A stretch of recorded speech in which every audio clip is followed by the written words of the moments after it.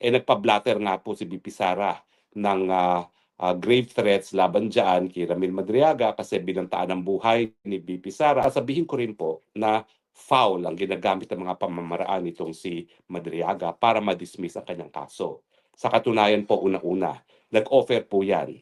Ginamit ang isang common acquaintance namin ng, kundi po ako nagkakapali, para 5 milyon sa akin, yung mga panahon na yon, para ibenta ko yung kliyente ko at ipa-dismiss ang kaso. So ano ngayon ang ginagawa nitong Madriagang ito? Obviously, siya ngayon ay nagpresenta sa mga bangag na maging di umano whistleblower labang kay VP Sara kapalit na ipapa-dismiss ang kaso niya.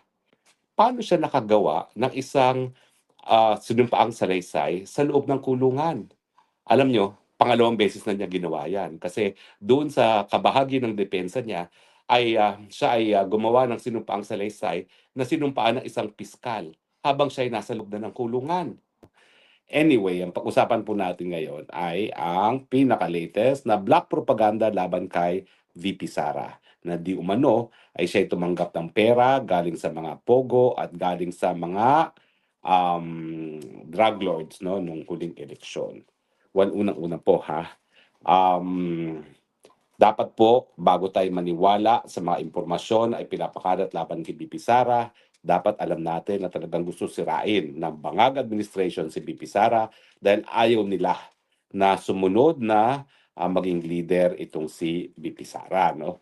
So talagang gagawin po nilang lahat para sirain siya. Lahat na nga binato sa kanya, para ako din, no? Binato ng lahat sa kanya, pero patuloy pa rin ang pagtitiwala ng ating mga kababayan kay VP Sara.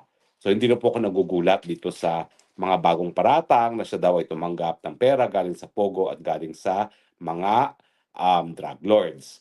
Pero ang akin lang po, kakilala ko po kung sino yung Madriaga na nagsasabi na siya ay dating aide ni VP Sara. Well, unang-una po, sigurado po ako hindi yan naging aide. Yan po ay naging kasapi ng isang tinatawag na, ano tawag doon, yung parang movement na sumuporta. Oo, sumuporta nga kay VP Sara, pero ang pagkakaalam ko po, hindi siya personal na kakilala ni VP Sara. Dahil si VP Sara naman po, 32 million ang botong nakalap, siguro naman po, 5 million, merong larawan na kasama siya, no? So kung meron mang larawan itong Ramil Madriaga na ito, ay hindi po ako nagtataka dahil 5 billion people naman siguro po ang meron talagang larawan kasama si VP Sara, lalo na nung panahon ng eleksyon, no? Talagang buhay politiko po talaga yan. So, pero iba pong pagkakakilala ko sa kanya. Kilala ko po itong Madriagang ito dahil siya po isang akusado sa isang kaso na hanggang Setyembre ng taong ito ba o taong nakalipas 2024, ako po ang personal naghahawak. Ngayon po, opisina ko pa rin ang naghahawak ng kaso laban sa kanya bilang private prosecutors under the direct and control and supervision of the public prosecutors. Ano po ang kasong yan? Ang kaso po ay 2 counts of kidnapping for ransom. Now, siyempre po yan ay nakabinbin sa hukuman, hindi po natin po pwedeng sabihin kung siya ay guilty or not guilty dahil hindi pa po napapatunayan. Alam ko naman po yan, yung sub judice rule, no? At bawal sa akin bilang isang partido sa kaso na yan na sabihin siya ay guilty na. Pero dumaan po sa proseso naman itong kaso labang kay Ramil Madriaga at ang nangyari po dito ay humingi siya ng bail.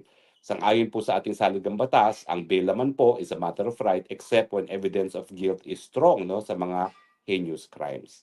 At matapos siya humingi ng bail, yan po ay hindi napagbigyan ng hukuman dahil ang sabi ng hukuman, the evidence of guilt is strong.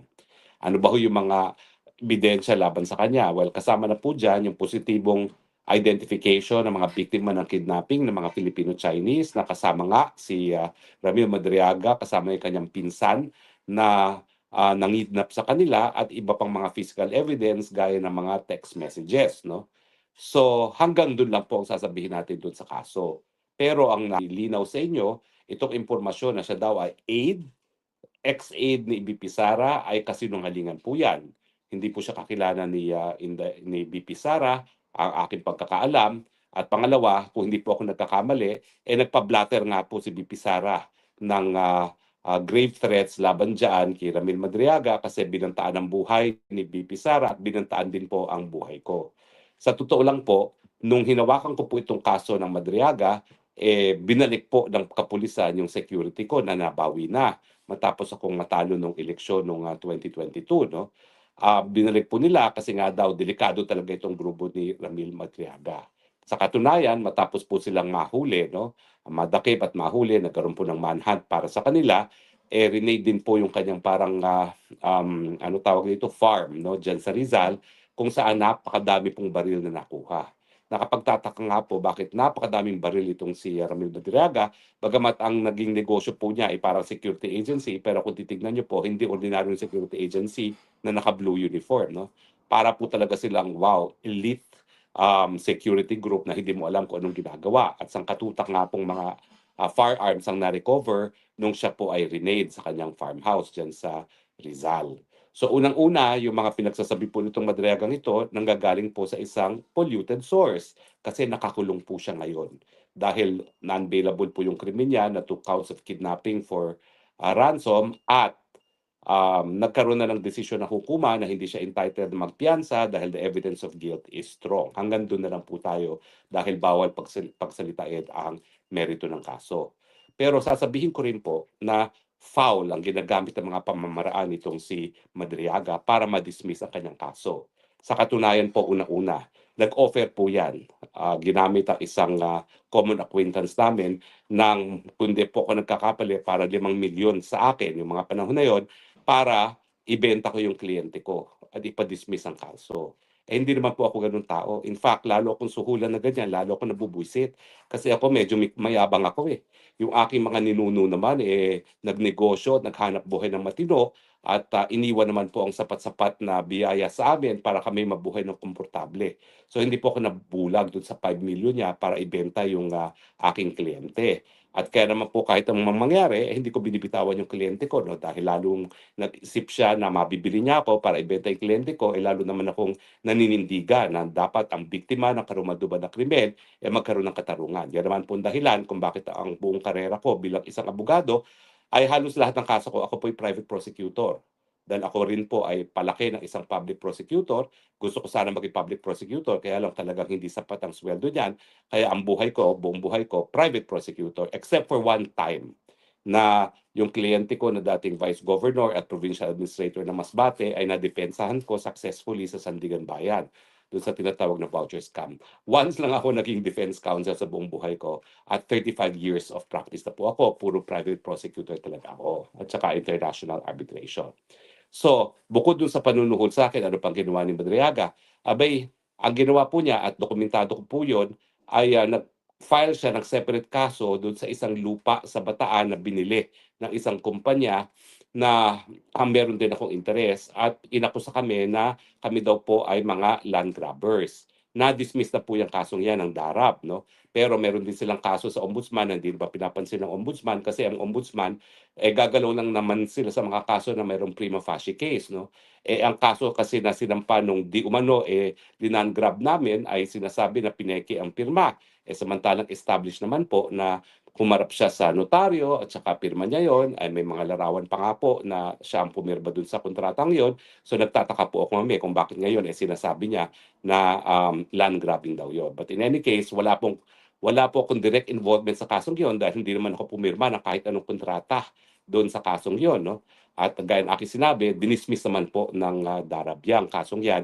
Bagamat itong si Ramil Madriaga ay, naku, nagbayad po ng mga vloggers na sinasabing ako daw po ay land grabber. Kaya naman namin na-booking siya kasi yung isa na nagpanggap na biktima, nakita namin sa isang larawan na kasama niya sa isang pagtitipon, no? Pero yung babaeng yon ay nagpanggap na biktima. As in officially, nagpanggap siya na biktima, pero kung hindi namin nakita yung Facebook picture ng babaeng yon, hindi namin malalaman na talagang kaibigang matalik pala yan ni Madriaga. So ganyan po ang kanyang mga pamamaraan.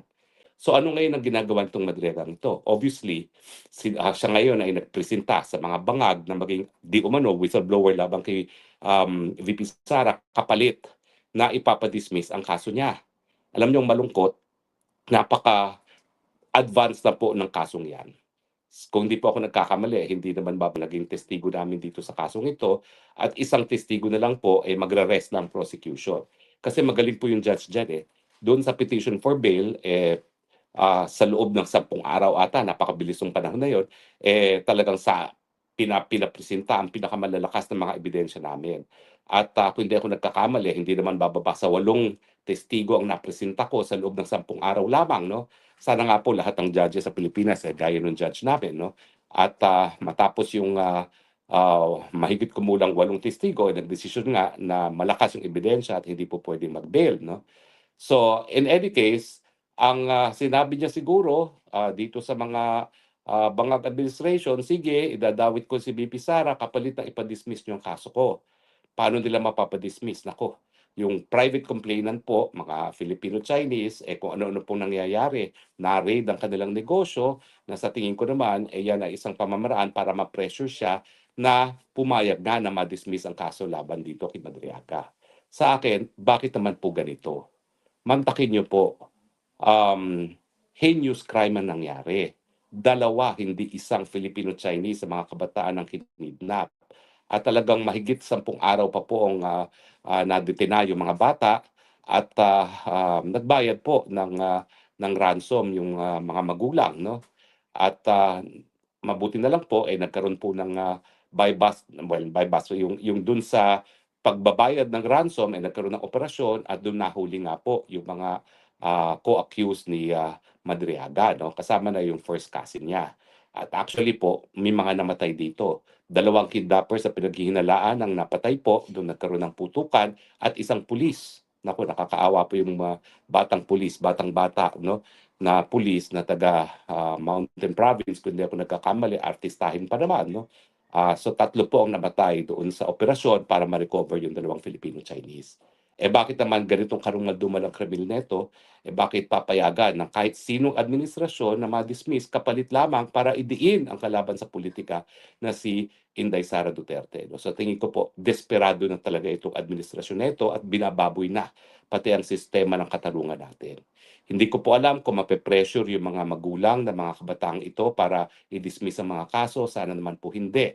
Pero sa mga balitang nalalaman ko po ngayon, at ang pakiusap nga niya wag na ako magsalita daw dahil baka lalo silang ipitin, nako, baka nga po at some point bumigay, wag naman po sana dahil pag napalaya na naman itong mga ito, baka kung ano na namang krimen ang mangyari.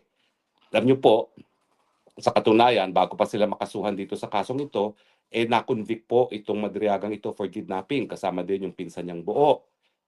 Kaya lang po, dahil yung mga panahon na yon, merong automatic death penalty, ang parusang napataw po ay death. At during the automatic review, kasi lahat po ng death penalty subjected to na automatic review, na-reverse po ang desisyon. Siguro po, naisip na hukuma na kahit sino hindi dapat mapatawan ng parusang kamatayan, no? Kaya sila ay naabsulto. Pero nakulong na po yan, na-convict na po yan, kaya nga lang po, na-reverse on automatic appeal dahil death yung naging parusa. At si Chavit Singson po ay nag-file din ng kaso ng extortion dito dahil hinihingan siya ng 50 million di umano para wag ibulgar ang impormasyon na nalalaman niya di umano laban kay Chavit Singson, no? Pero hindi po siya inurungan ni Chavit Singson at sinampahan din ng extortion case, no? Hindi ko lang po alam kung ano nangyari diyan sa kasong 'yan. So yan po ang karakter na ngayon ay nagpipresenta na aide ni VP Sara na di umano ay tumanggap ng pera para kay VP Sara.